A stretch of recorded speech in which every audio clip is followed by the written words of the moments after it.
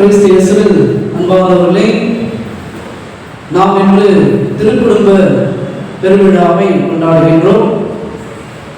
Christmas பெருவிழாவை நாம் கொண்டாடி முடித்து அடுத்து வருகின்ற ஞாயிறை நாம் இந்த திருக்குடும்ப பெருவிழாவை கொண்டாடுகின்றோம். எதற்கு இந்த விழா? கிறிஸ்துமஸ் பெருவிழாவிற்கு பிறகு உடனே வருகின்றது. இதனுடைய வரலாற்று பின்னணி என்ன, எப்படி இந்த விழா திருச்சபையிலே தொடங்கப்பட்டது என்று பார்க்கின்ற போது 1914 18 வரை முதலாம் உலகப் போர் நடைபெற்றுக் கொண்டிருந்தது. இந்த உலகப் போரிலே பல கணவன்மார்கள் தன்னுடைய மனைவியை இழந்தார்கள். பல மனைவிமார்கள் தன்னுடைய கணவனை போரிலே இழந்தார்கள்.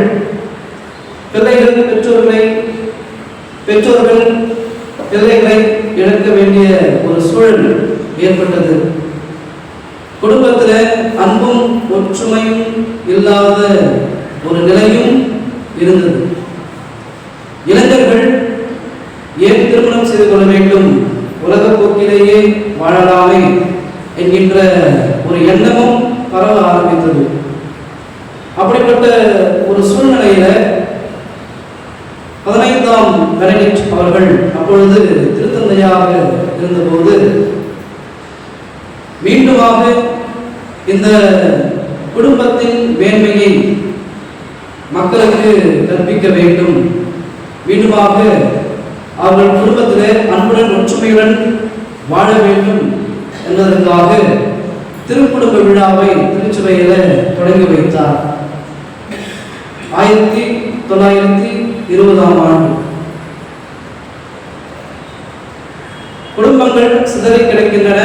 அந்த குடும்பங்கள் மீண்டுமாக ஒன்றாக வர வேண்டும், குடும்பத்திலே அனைவரும் ஒற்றுமையாக அன்புடன் வாழ வேண்டும் என்கிற எண்ணத்தில் இந்த விழா திருச்சபையில் தொடங்கப்பட்டது. அன்று முதல் இன்று வரை நாம் இந்த விழாவை மகிழ்வோடு கொண்டாடி வருகின்றோம். ஒரு கவிஞர் குடும்பத்தை பற்றி சொல்கின்ற போது இவ்வாறு வர்ணிக்கின்றார்: குடும்பம் என்பது ஒரு தேன்கூடு, அதன் மீது தயவு செய்து யாரும் கண் எறியாதீர்கள். குடும்பம் என்பது ஒரு சிற்பம், ஒருவர் மற்றவருக்காக உங்களையே செதுக்கிக் கொள்ளுங்கள். குடும்பம் என்பது ஒரு புல்லாங்குழல், இனிமையான இசை எப்பொழுதும் ஒலித்துக் கொண்டே இருக்கட்டும். குடும்பம் என்பது ஒரு மெழுகுவர்த்தி, ஒருவர் மற்றவருக்காக கரைத்துக் கொள்ளுங்கள். குடும்பம் என்பது ஒரு பூஞ்சோலை, நறுமணம் எப்பொழுதும் வீசிக்கொண்டே இருக்கட்டும். ஒரு குடும்பத்தில் கணவன் மனைவி இருந்தார்கள். அந்த கணவன் மனைவி அன்போடு ஒற்றுமையோடு வாழ்ந்து வந்தார்கள். மனைவி கணவனை பார்த்து சொன்னாரா, உங்களை நான் அதிகமாக அன்பு செய்கின்றேன், என்னுடைய அன்பு எல்லையற்றது. என்னுடைய அன்பு எந்த அளவுக்கு என்றால், நீங்கள் இறந்தவுடனே உடன்கட்டை ஏறி நான் இறந்து போவேன் என்று அந்த மனைவி சொன்னாரா. அப்பொழுது கணவன் சொன்னாரா, தயவு செய்து அதை மட்டும் செய்து விடாது, நான் மேலுரைகள் அமைதியோடு மகிழ்ச்சியோடு நீ இல்லாமல் வாழ விரும்புகின்றேன். இங்கேதான் உன்னுடைய தொல்லை அப்படின்னு பார்த்தா, அடுத்த உலகத்திலும் மறுவாழ்விலும் தயவு செய்து வந்து என்னை தொலை பண்ணாத என்று அவர் சொன்னார். இன்னொரு குடும்பத்தில் தந்தை, தாய், மகள். மகள் தந்தையை பார்த்து கேட்டாரா, இந்த உலகத்தில் மனிதன் எப்படி தோன்றினான் என்று கேட்டபோது தந்தை சொன்னாரா, ஆதாம் ஏவாள் வழியாக மனிதன் தோன்றினான். பிறகு அந்த மகள் தாயிடம் சென்று இதை கேள்வியை கேட்டார், மனிதன் உலகிலே எவ்வாறு தோன்றினான் என்று கேட்டபோது தாய் சொன்னாரா, குரங்கிடமிருந்து தோன்றினார்கள் என்று சொன்னார். அந்த மகளுக்கு ஒரே குழப்பம். தந்தையிடம் சென்று, நீங்கள் என்னவோ மனிதன் ஆதாம் ஏவாளிடமிருந்து தோன்றினார்கள் என்று சொல்கின்றீர்கள், தாய் என்னவோ அம்மா என்னவோ குரங்கிடமிருந்து தோன்றினார்கள் என்று சொல்கின்றார்கள். எனக்கு ஒரே குழப்பம், எது உண்மை என்று கேட்டபோது அந்த தந்தை சொன்னாராம், என்னுடைய தலைமுறை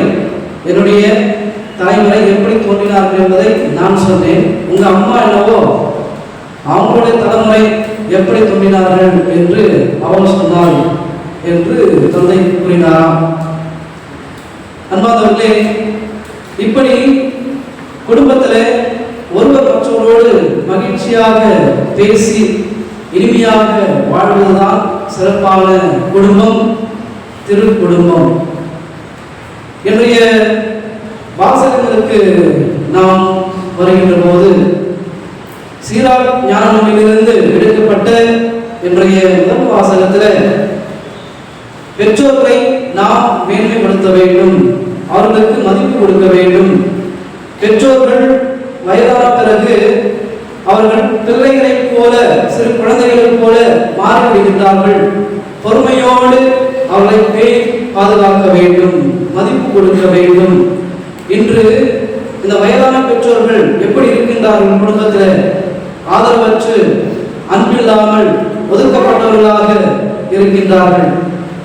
இந்த வயதான பெற்றோர்களை முதியோர் இல்லத்திற்குள் தள்ளிவிடுகின்ற ஒரு நிலையும் நாம் சமுதாயத்தில் பார்க்கின்றோம். எவர் ஒருவர் வயதான பெற்றோரை மதிப்போடு நடத்துகின்றாரோ, அவர்களுக்கான மேன்மையை கொடுக்கின்றாரோ, அவர்கள் கடவுளால் ஆசீர்வதிக்கப்படுவார்கள். இன்றைய 2ஆம் வாசகத்திலே கொலோசியருக்கு எழுதிய திருமுகத்திலே புனித பவுல் கூறுகின்றார், இயேசு கிறிஸ்து என்கின்ற மறை உடலின் உறுப்புகளாக நாம் இருக்கின்றோம். நற்செயல்களால் நம்மை நாமே அலங்கரித்துக் கொள்ள வேண்டும். குடும்பத்தின் மேன்மையை, ஒரு குடும்பத்தில் எவ்வாறு வாழ்வது குறித்து பவுல் தன்னுடைய திருமுகத்தில் கூறுகின்றார். இன்றைய நற்செய்தியில யோசேப்புவின் சவால்களை பார்க்கின்றோம். எகிப்திற்கு தப்பி செல்வது, மீண்டுமாக அங்கிருந்து இஸ்ராயல் நாட்டிற்கு திரும்பி வருவது, இப்பேற்பட்ட பல சவால்களை அவர் ஏற்று தன்னுடைய குடும்பத்தை உயர்த்துகின்றார்.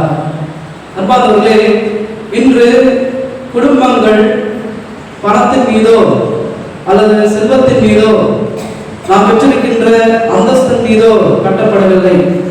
மாறாக அது இதயங்கள் மீது கட்டப்பட்ட ஒன்றாக இருக்கின்றது. இன்று குடும்பங்களில் வாழும் கணவன், மனைவி, பிள்ளைகள் எப்பேற்பட்ட இதயத்தை கொண்டிருக்க வேண்டும்? யோசேப்பின் இதயத்தை கணவன்மார்களும், மரியாவின் இதயத்தை மனைவிமார்களும், இயேசுவின் இதயத்தை பிள்ளைகளும் கொண்டிருந்தால் அந்த குடும்பம் சிறப்பாக திருக்குடும்பமாக மாறும். இன்று குடும்பங்கள் சிறப்பாக இருக்க வேண்டும், மகிழ்ச்சியாக ஒற்றுமையாக இருக்க வேண்டும் என்றால் இந்த 3 காரியங்களை நாம் கடைபிடிக்க வேண்டும். முதலிலே குடும்பத்திலே நாம் இறைவனை மையப்படுத்த வேண்டும்.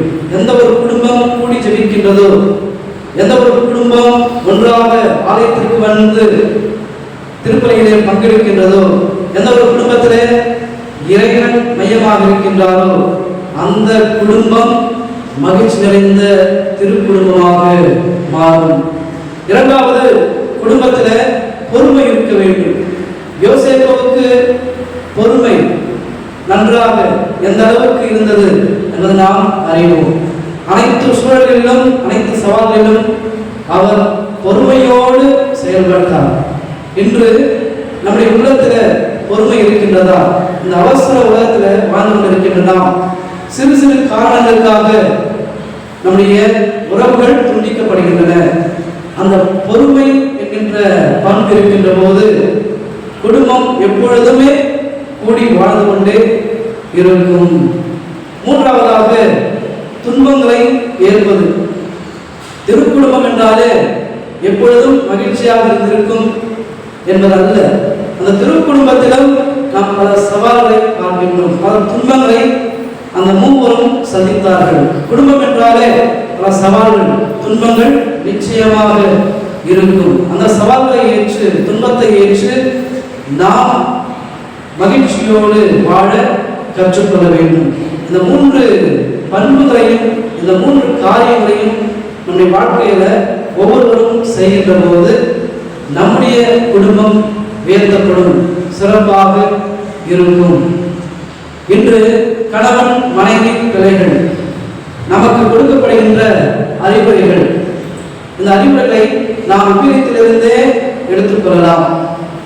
எப்படி கணவன் மனைவியை அன்பு செய்வது, மனைவி கணவனுக்கு கீழ்ப்படிந்து வாழ்வது, பெற்றோர்கள் பிள்ளைகளுக்கு எரிச்சல் மூட்டாதீர்கள், எரிச்சல் மூட்டாத அளவிற்கு அவர்களை நடத்துவது, பிள்ளைகள் பெற்றோர்களுக்கு பணிந்து இருப்பது, இந்த பண்புகளை நாம் ஏற்கலாம்.